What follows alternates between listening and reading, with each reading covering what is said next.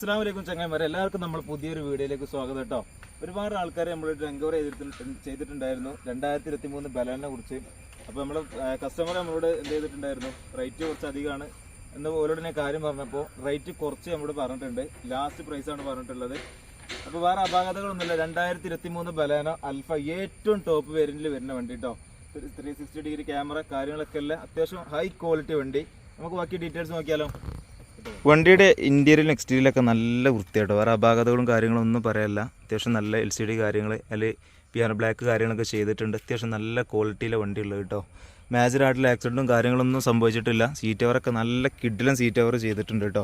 അത്യാവശ്യം നല്ല ക്വാളിറ്റിയിലാണ് വണ്ടി എടുക്കുന്നത്. ഏകദേശം ഒരു 10-30,000 40,000 റുപ്യേൻ്റെ അടുത്ത് നമുക്ക് ഫുള്ള് നമ്മൾ എന്ത് ചെയ്തിട്ടുണ്ട്, ഷോറൂമിൽ നിന്ന് എല്ലാ എക്സ്ട്രാ ഫിറ്റിങ്സും കാര്യങ്ങളൊക്കെ ചെയ്തിട്ടുള്ള അത്യാവശ്യം നല്ല ക്വാളിറ്റി 2023 ബലാനോ അൽഫ. ടയറൊക്കെ അത്യാവശ്യം ഇപ്പോഴും ഒരു 80% അടുത്ത് ടയറുണ്ട്. ഓട്ടം വളരെ കുറവാണ് വണ്ടി.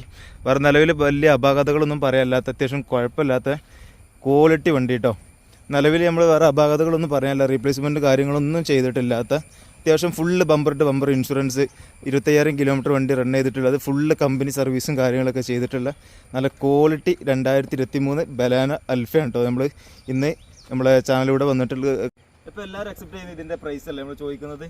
ഇപ്പോൾ ഏകദേശം നമ്മളെ ടാക്സും കാര്യങ്ങളൊക്കെ വെട്ടിച്ചിട്ട് നമ്മൾ പുതിയ വണ്ടി ഇപ്പോൾ വരുന്നത് ഏകദേശം അൽഫയ്ക്ക് 10 ലക്ഷത്തി ചില്ലാനം നമ്മൾ റേറ്റ് വരുന്നുണ്ട്. 2023 ലാസ്റ്റ് വരുന്ന അൽഫ ബലാനോ ഏറ്റവും ടോപ്പ് വേരിയൻറ്റ് നമുക്ക് 8.25 ചോദിക്കുന്നത്. അതും നെഗോഷ്യബിൾ ചെയ്തിട്ട് നല്ലൊരു കസ്റ്റമർ വരികയാണെങ്കിൽ നമുക്ക് നെഗോഷ്യബിൾ ചെയ്തിട്ട് ഫുള്ള് അത്യാവശ്യം കുഴപ്പമില്ലാത്ത രീതിയിൽ പോളിഷ് ചെയ്ത് കുട്ടപ്പനാക്കി നമുക്ക് കൊടുക്കാം കേട്ടോ.